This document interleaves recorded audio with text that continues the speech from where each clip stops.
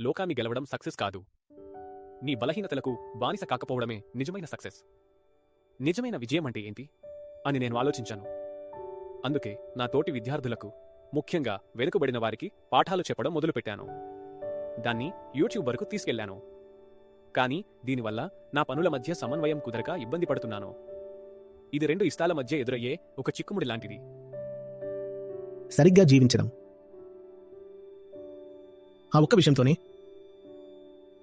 ఆ ఒక్క విషయమే మిమ్మల్ని జీవితంలో ముందుకు నడిపిస్తుంది.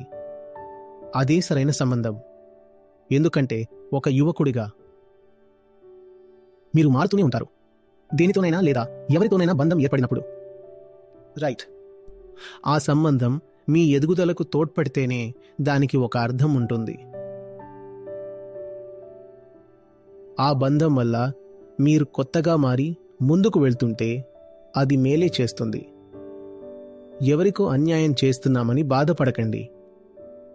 మారడం అనేది చాలా మంచి విషయం.